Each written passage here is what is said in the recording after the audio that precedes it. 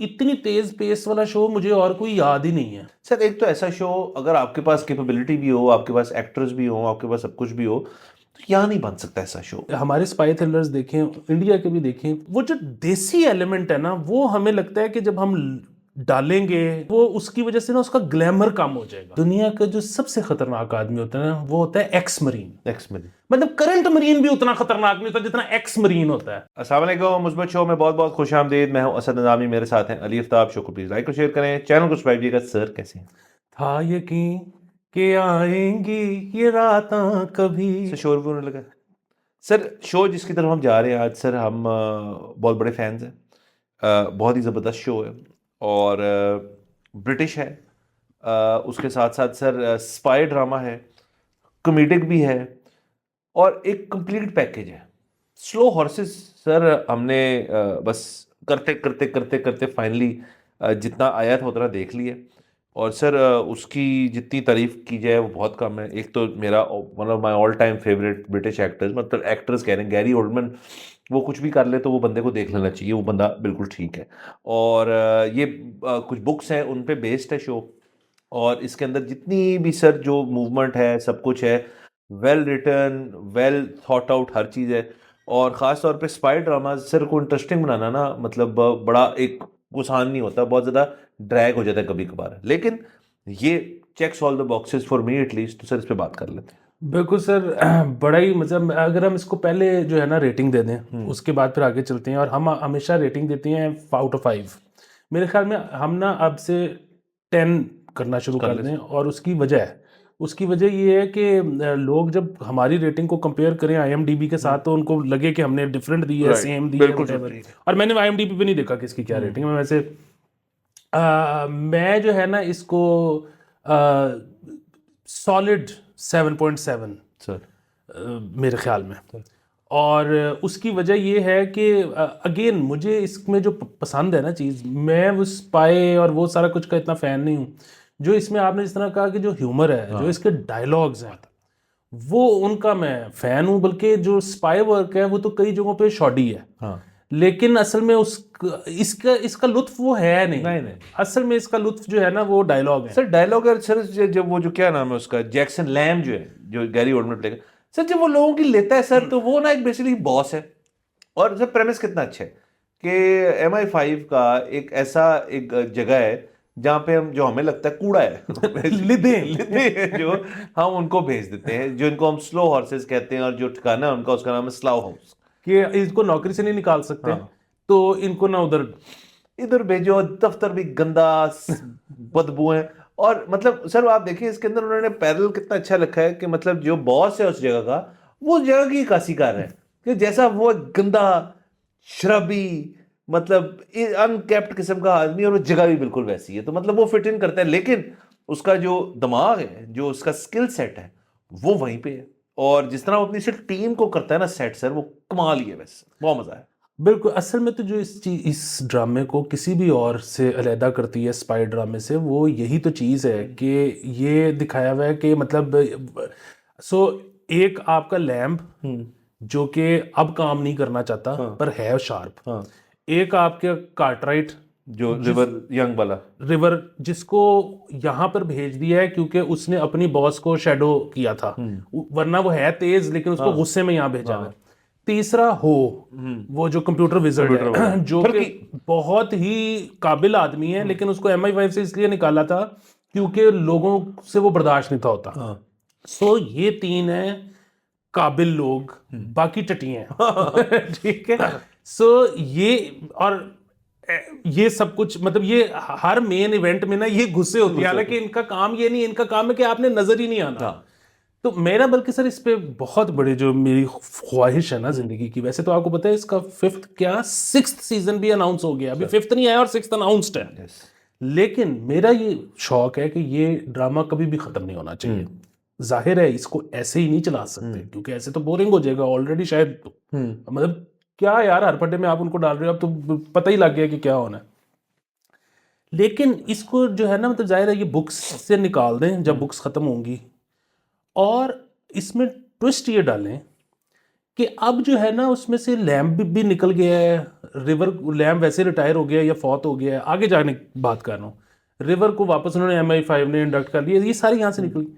अब इसमें जेन्युइन लिदे हैं ठीक है, जो नहीं करना चाहते काम ठीक है। अब वो कितना एक मजेदार एक आगे चलेगा, लामुतना ही सिलसिला। सर आप बेसिकली कह रहे हैं कि एक serious sort of slightly comedy ड्रामे से इसको सिटकॉम बना दिया जाए। मतलब बेकार लोग बैठे हैं और एक बकवास कर रहे हैं। तो ये अच्छा आइडिया सर, बेहतरीन है। और सर इसका सबसे अच्छी चीज़ ये जो मुझे इंटरेस्टिंग लगी कि मतलब बहुत शोज होते हैं इस किस्म के जो कि जब खत्म हो रहे होते हैं ना तो आपको क्लिफ हैंगर दे के चले जाते हैं। ये शो जो है ये अगले सीजन का प्रीव्यू देके जाता है आपको। तो सर एक तो यानी कि उन्होंने रिकॉर्ड करके रखा होता है या बहुत इसकी प्री रिकॉर्डिंग हो गई है, क्योंकि अभी तक जितने सीजन मैंने देखे हैं उनका जब एक सीजन खत्म हो रहा था अगले के वो झलकियां देते हैं आपको in the form of a trailer. तो सर ये तो बहुत एफिशिएंट है सर। सर ये दो चीजें हो सकती हैं। एक तो जैसे आप कह रहे हैं कि वो बहुत ज्यादा एडवांस में चल रहे हैं, मतलब हो सकता है कि उन्होंने पहला सीजन निकाला ही तब हो जब वो 3 सीजन्स रिकॉर्ड कर चुके थे, ठीक है, और ये होता है कुछ केसेस में। दूसरे इसमें एक और चीज़ भी हो सकती है, वो बात ये है कि हमने कौन सा जब ये पहला सीजन आया था उसी दिन देख लिया था, हमने तो आज ख़त्म किया है ना। तो वो एप्पल का शो है, एप्पल ने जब पहली दफ़ा इसको अपलोड किया होगा तो उसमें छठे मिनी सीरीज है ना, 6 एपिसोड का सीज़न होता है, तो उसमें छठे एपिसोड के बाद अगले सीज़न की हाइलाइट्स ना हो, लेकिन वो बाय द टाइम अगला शूट हो गया तो एप्पल ने वो जो फाइल छठी अपलोड की थी उसको रिप्लेस किया और आगे का ट्रेलर डाल दिया। तो ये भी हो सकता है। सर बिल्कुल सर। और सर देखिए मैं शुरू में लफ्ज इस्तेमाल किया पेस बड़ी मजेदार है। पेस तो इतनी तेज पेस वाला शो मुझे और कोई याद ही नहीं है सर कि आपको ना मतलब नहीं मिल रहा, आपको रेस्ट, कुछ ना कुछ हो रहा है। और सर इंटरेस्टिंग उसके अंदर ये सबसे अच्छी चीज़ है कि उन्होंने कहा यार कि इनको ना इसलिए सबको हम यहाँ भेज रहे हैं, पूछते हैं ना बीच में तुम क्यों यहाँ पे हो, तुम क्यों यहाँ पे, वो कहते हैं मैंने ये कर दिया, मुझसे मेरा बॉस, जो भी वजह।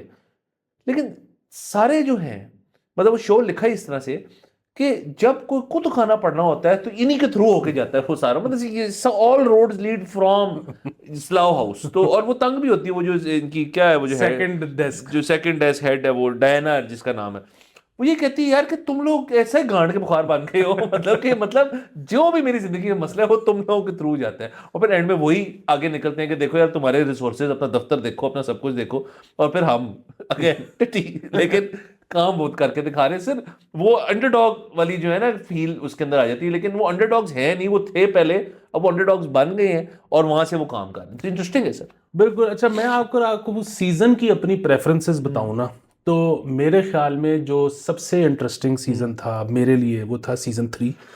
सेकंड पे मैं रखूंगा 1 को, उसके बाद मैं रखूंगा 4 को, और सबसे आखिर में सीजन 2 सीजन 2 वो मेरे 4th पे आता है। अच्छा बाकी ये है कि जो अगेन हम लोग बड़े हैरान होते हैं और वो सारा कुछ कि वो लोग किस किस्म की चीज़ें दिखा देते हैं, और अगेन है तो फिक्शन ही कि जी मतलब वो MI5 जो है वो प्राइवेट कॉन्ट्रैक्टर्स हायर करके काम करवा रहा है, वो बाद में जब पकड़े जा रहे हैं तो फिर अब मुसीबत पड़ गई है कि इस बात को दफनाना कैसे है।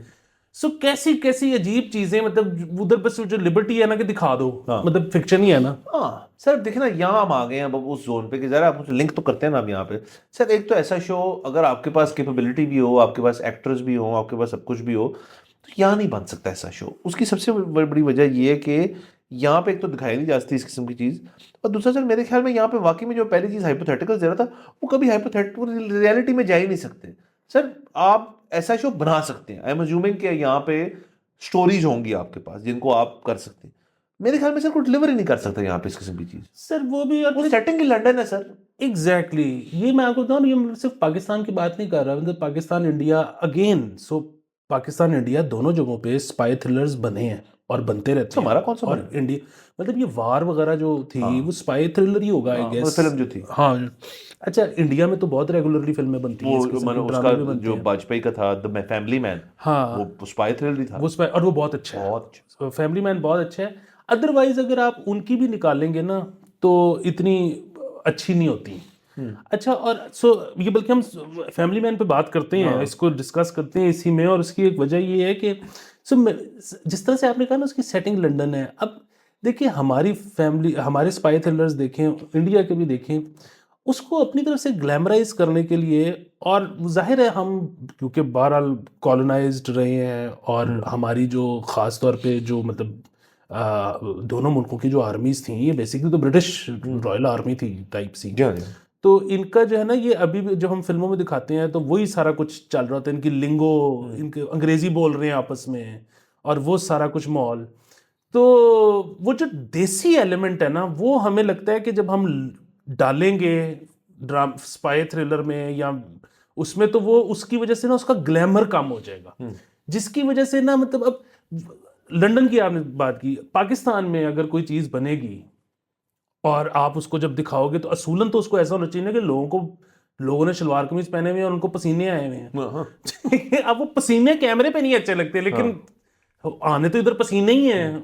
वो जो इंग्लैंड वाला माहौल है या किसी भी ठंडे मुल्क वाला जो माहौल है ना, वो नहीं, उनसे देखें ना, जो बाहर की दुनिया में भी, जैसे अमेरिका के अंदर भी देखें, जब कोई अगर स्पाई फिल्म जो है ना, अगर वो दुनिया में बनी है ना कोई अच्छी, तो उसकी सेटिंग इंग्लैंड ही रही है। मतलब और बहुत बनी है, अमेरिका ने भी बड़ी कोशिश की है, बाकियों ने भी की है, लेकिन जो जेम्स बॉन्ड हो गया था ना सारा सीन, उसके बाद ना, और जेम्स बॉन्ड भी लंदन बाउंड नहीं रहता था, जेम्स बॉन्ड तो हर जगह फिरता था।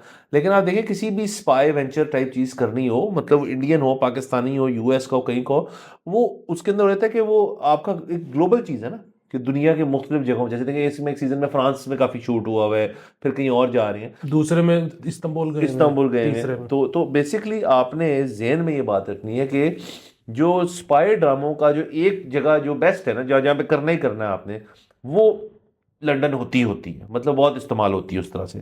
बाकी हाँ, अब मतलब जो मिशन इम्पॉसिबल सीरीज जो है, वो भी स्पाई ड्रामा ही है, टॉम क्रूज वाली।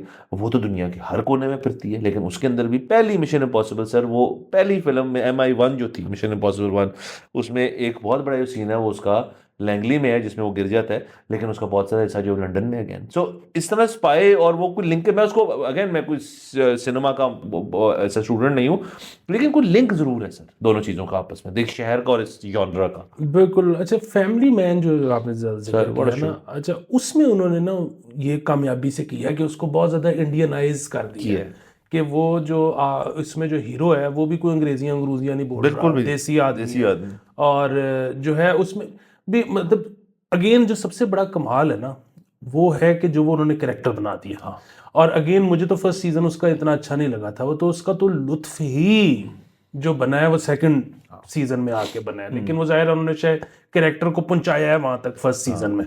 तो ये एक उसकी जो सबसे बड़ी कामयाबी है ना, वो है कि उसको जो है ना वो इंडिजनाइज किया सर। करना। वो उसका साइड किक जो है वो बहुत मजेदार है, एक्टर है, सारी कास्ट बहुत अच्छी है सर। मेरा जो फेवरेट सीन है जिससे आप बहुत रिलेट कर सकते हैं, वो यहाँ पे भी होता होगा, वो जो अपनी बेटी उसकी स्कूल से निकाली जाती है और वो बुलडोजर लेके को पहुंच जाता है। अब वो पता नहीं उसने ही भेजा होता है या वो क्लैरिटी नहीं है, लेकिन फर्ज करें नहीं, तो वो जाके जिस तरह उसको डील करता है ना, कि जो है मात्रे मतलब सर वो बहुत हाल है वो, क्योंकि ना आप उस चीज को ना किसी पॉइंट इन योर लाइफ ना आप विजुलाइज कर सकते हैं कि यार ये हर बंदे की ड्रीम होती है यार, कि मेरे में इतनी पावर हो कि मैं किसी की हेल्प करूं मौके पे, कि 1 मिनट रुके यार, फोन किया वो अगले की ले और चले निकले आप वहां से। तो सर शो जो है ना वो भी हिट्स ऑल द स्पॉट्स, अच्छा शो है। वो बहुत अच्छा शो है। दूसरा ये है कि जो इसमें तो खैर जिस नस्ल की उन्होंने कंस्पिरेसीज दिखा दी हैं, हाँ, मतलब इसमें तो फर्स्ट डेस्क और सेकंड डेस्क की लड़ाई के चक्कर में पूरा मुल्क वजा हुआ है।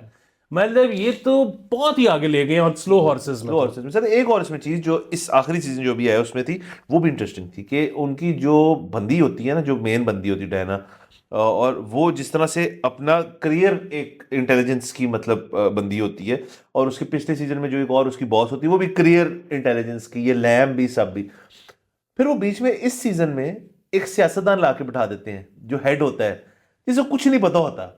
अब वो कैरेक्टर भी बड़ा इंटरेस्टिंग है यार, कि तुम्हें उसको बस चला रहे हैं वो, तो मतलब सर देखिए आप, उनकी इंटेलिजेंस के अंदर भी एक सर्टेन लेवल ऑफ सियासी मुदाखलत जरूर है। सर सियासतदान है या शायद वो ब्यूरोक्रेट है जिसको वो लेके आए हैं हाँ, वहाँ आइदर पे। Of the two. और उसमें क्या आपने पॉइंट उठा दिए कि अब वो ब्यूरोक्रेट है ना, वो आके एज फर्स्ट डेस्क चला सेकंड डेस्क रही है, क्योंकि फर्स्ट वाले को पता ही कोई नहीं। अच्छा, वो जब उसको दफ्तर में बुलाते हैं ना, तो उसको पावर पॉइंट प्रेजेंटेशन दिखा रहे हैं, और वो कह रही है यार इसको बंद करो, मुझे पता है। हाँ, और वो मतलब वो कहता भी उसको ना कि यार सर पता है, ये बहुत दफा होता है, मतलब आप किसी भी कॉर्पोरेट स्ट्रक्चर में या कंपनी में किसी भी कारोबार के अंदर ना, ये आप कर सकते हैं कि जी एक बंदा है जो कि ना आया है ग्राउंड अप, मतलब आप फर्ज करें यार, आप अखबार छापने से लेके अब आप ना बन गए हैं कोई एडिटर लेवल बंदा, मतलब जो भी आप कह लें उसको, या प्रेस के आप है, जो भी है। तो सर सॉरी, तो तो सर अब आ गए हैं जी कोई नए टेक्निकल किस्म के ना, जर्मन पढ़ के वो वाले लोग किसी भी कंपनी में कर लें। वो जो जर्मनी से पढ़ के आया ना, उसने 2 दिन बाद कहना कि यार ये कैसे होता है, जरा मुझे बताना। अच्छा जी, वो अच्छा फिर ऐसा करें सर, आप ही कर देना। वो बंदा उसको करेगा सर ही, उसको भी पता होगा यार कि जो काम मैं कर सकता हूँ वो कोई और नहीं कर सकता। एक्सपीरियंस का कोई मुतबादल नहीं होता। अच्छा सर, और इसमें आप मारूसियत भी देख लेना फिर, कि जो रिवर कार्टराइट है वो नाने के पास जाते हैं कि दसो फिर इतने की करा, की करा। वो कहते हैं चुप करके नीवे नीवे होके बैठ जा, मैंने पता है की चल रहे हैं। हाँ, और तू वापस चला जाएगा, लेकिन और सर उसका फिर उसका जो फादर है, एक्चुअल फादर उसका कार्टराइट का, वो भी आता है सीजन के अंदर। वो एक्स CIA है। वो भी कोई अजीब नारसी चीज होती है सर। सर ये तो खैर मैंने ना, मतलब ये इसमें नहीं, शो में, ये वैसे ही जितनी मैंने आज तक जिंदगी में ड्रामे फिल्में देखी हैं, उससे जो मैंने एक चीज अखज की है वो ये है कि दुनिया का जो सबसे खतरनाक आदमी होता है ना, वो होता है एक्स मरीन। एक्स मरीन, मतलब करंट मरीन भी उतना खतरनाक नहीं होता जितना एक्स मरीन होता है। और सर वो आदमी जो है, फिल्मों से ही हमने सीखा है कि वो सही नर का बच्चा बनता है सर, जब वो थोड़ा सा इंटेलिजेंस, अपना एक्सपीरियंस भी निकालता है उसके। मरीन होता है लेकिन फिर चुका जाता है, फिर उसको लैंगली ले जाते हैं, वहां उसको 10 और चीजें सीखते हैं सर, फिर वो निकलता है सीधा तोप। तो ये आपने बिल्कुल बात ठीक की है सर। और